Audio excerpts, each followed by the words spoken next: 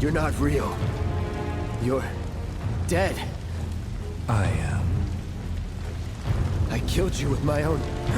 Oh, you need not remind me. It was the crowning moment of our time together. But that was then, and this is now. Final Fantasy VII Remake was something most thought would never happen, especially after we got that PS3 teaser all those years ago. Surprisingly, that day came with the release of Part 1 of the ambitious remake. So let's take a look at this classic, reborn and reimagined.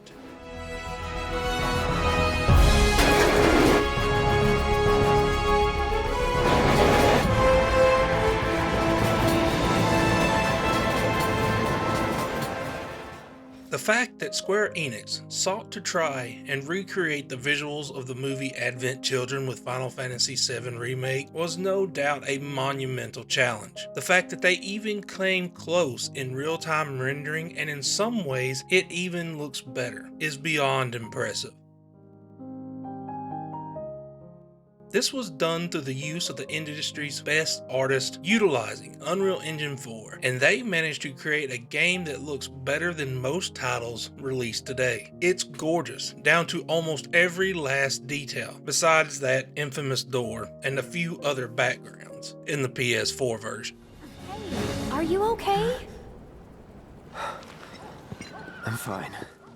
Every character is brought to life with that stylized realism that more games need these days, helping give life to beloved characters like Tifa, Aerith, Barret, and Cloud, along with many others like Biggs and Wedge. Wait! Give me a minute! No, Why you have to be such a hard ass, bro? I ain't your bro.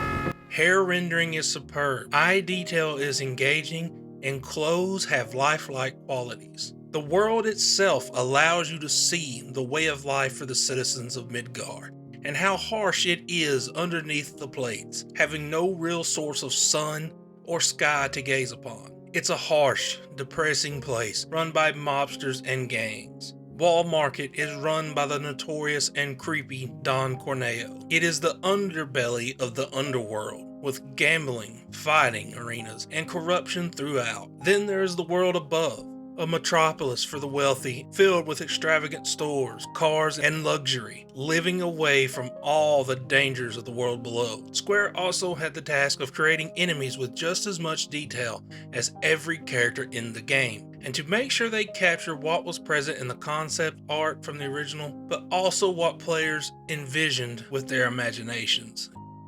In the original, enemy designs were simple, using only colored polygons instead of textures. This was a reworking from nearly ground zero, and they succeeded. You can easily recognize all of the enemies from the PS1 that are in the remake, from the Scorpion tank and the Airbuster, and even the mutated creations of Hojo.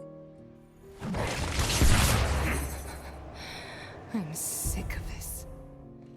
When it comes to combat, Final Fantasy is not chess, it is checkers. But the change with Final Fantasy VII Remake, while good, is more like Connect 4 with only one set of colors. It's effortless, except for the hard mode, where it's only difficult because of a bad version of a difficulty spike by not allowing you to use items. I see this as a bad choice because the items themselves are an iconic part of the franchise.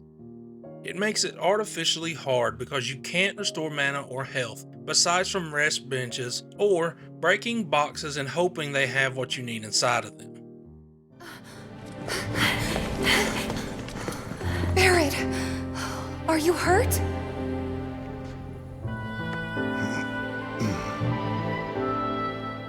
Don't think so. Its real-time combat has some elements of strategy pulling from past Final Fantasy games to create a unique form of combat. The stagger system is taken from Final Fantasy XIII, and the way certain characters like Barret are designed to specifically take out flying enemies is taken from Wakka in Final Fantasy X, and the way summons work also comes from the classic Final Fantasy X. Instead of a singular big move, they stay on the field until their meter runs out, Then they perform the iconic powerhouse moves in stunning cinematic fashion.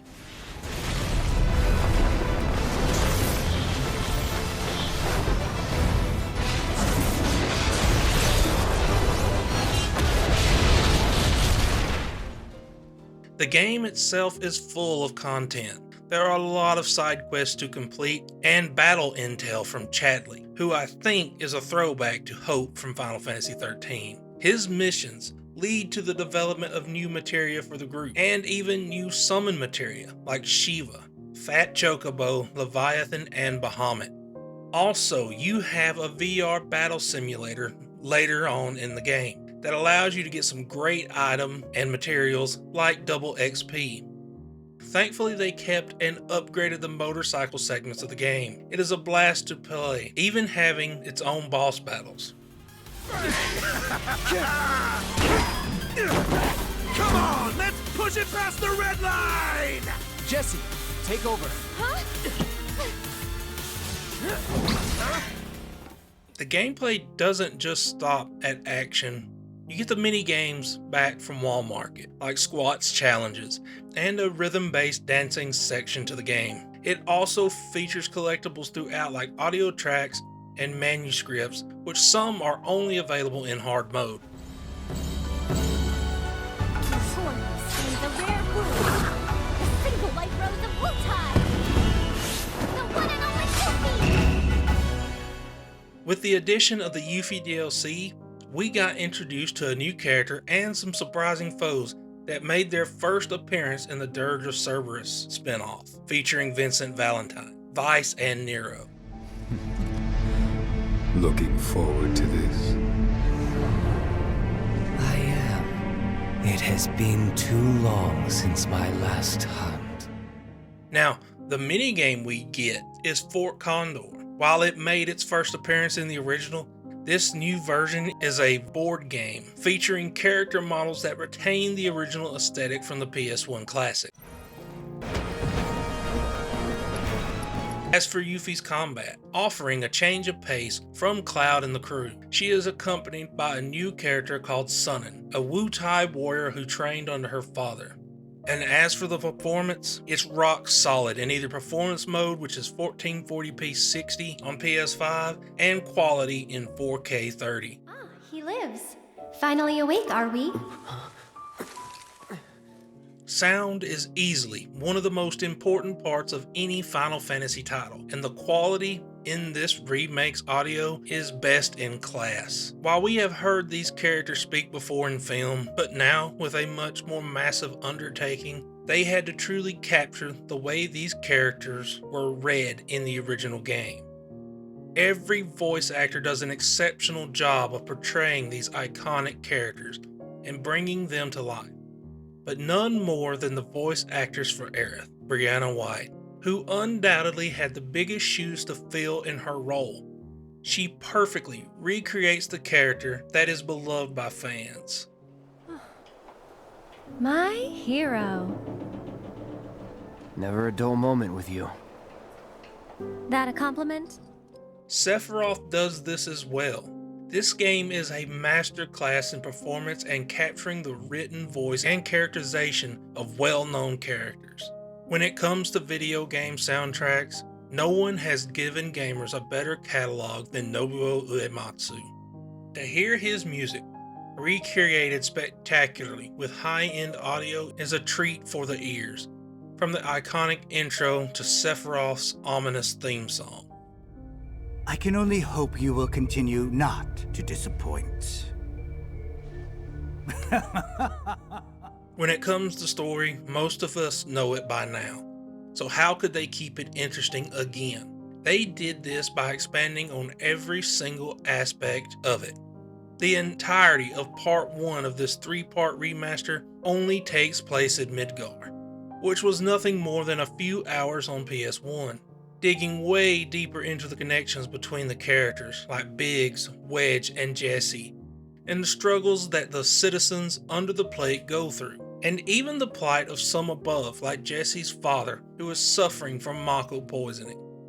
We get much more insight into Aerith and how much she is loved by the children and her fellow citizens, we also have the introduction of Whispers of Fate, which I have a theory about. So, possible spoiler if you don't know the story for Final Fantasy VII. It's probably not what is happening, but the remake could be taking place during Cloud's time spent in the live stream, and Aerith is guiding him through it. Like I said, probably not, but it's what I would do. Let me know what you think in the comments, and let me know what your theories are about what's going on with the Fates. One thing that never came off too well in the original was showing Cloud's state of mind. That is much improved, and you can see how he is struggling with his memories and events of the past. In conclusion, the Final Fantasy VII Remake stands as a testament to the dedication and talent of Square Enix in revitalizing a beloved classic. After years of anticipation and skepticism, the release of Part 1 of this ambitious remake exceeded expectations, bringing to life a reimagined Midgar with stunning visuals and attention to detail. From the portrayal of iconic characters to the harsh reality of life in Midgar's underbelly, every aspect of the game immerses players in a richly crafted world. The gameplay innovations in design, featuring exceptional voice acting and faithfully recreated soundtrack by Nobuo Uematsu, elevates the emotional impact of the narrative. The expanded storyline delves deeper into character relationships and struggles, breathing new life into familiar narratives while introducing new intriguing twists. The Final Fantasy VII Remake not only honors the legacy of the original, but also sets a new standard for remakes in the gaming industry. With its meticulous attention to detail, captivating gameplay, and emotional depth, it stands as a timeless classic, reborn for a new generation of gamers to cherish and enjoy. If you enjoyed this video, please leave a like and subscribe, and thanks for watching.